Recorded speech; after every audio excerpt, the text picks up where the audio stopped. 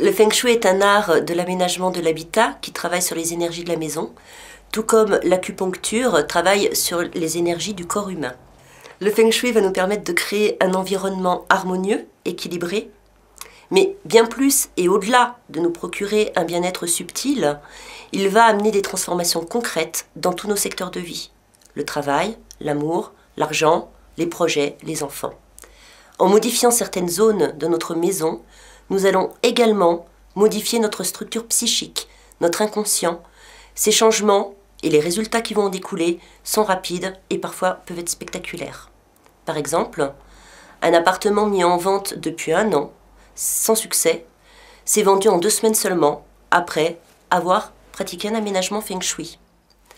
Ensuite, travailler la cuisine, qui est un point vital de la maison, en ce sens où c'est une pièce nourricière.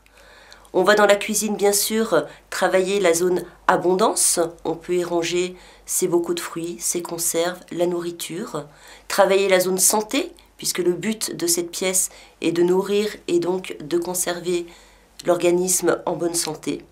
Pour aménager une pièce, un séjour, un bureau, une chambre à coucher, commencez par choisir la couleur de base qui va être appliquée sur vos murs.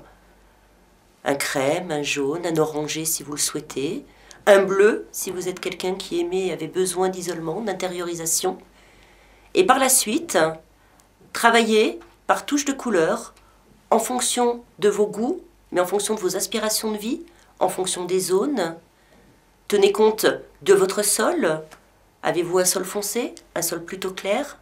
Pensez à créer une harmonie entre les couleurs de votre pièce, les sols, les matières, les formes. Pensez également qu'en fonction de vos périodes de vie, vous pouvez tout à fait changer quelques éléments décoratifs sans refaire la pièce complète, en changeant des couleurs de cadre, en mettant un plaid sur un canapé, en changeant vos voilages, en ajoutant un tapis ou en modifiant la lumière. Les conseils Feng Shui pour les enfants.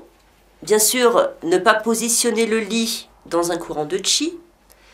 Le lit doit avoir vue sur la porte, ce qui va apporter une sécurité à l'enfant. Il voit les dangers potentiels, il voit ce qui rentre dans sa pièce, et bien sûr avoir la tête contre le mur. De préférence, pour l'orientation de la tête du lit, on va choisir les orientations à l'est, au nord ou au nord-est, ce sont les 3 meilleures. On peut accepter le sud avec ses déclinaisons, donc sud-est, éventuellement sud-ouest, mais on va à tout prix éviter de dormir la tête dans la direction de l'ouest.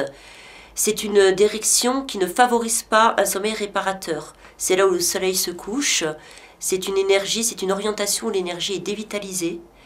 Dans le meilleur des cas, on dormira, mais on se réveillera le matin fatigué. Dans le pire des cas, on aura des nuits très agitées et voire des insomnies.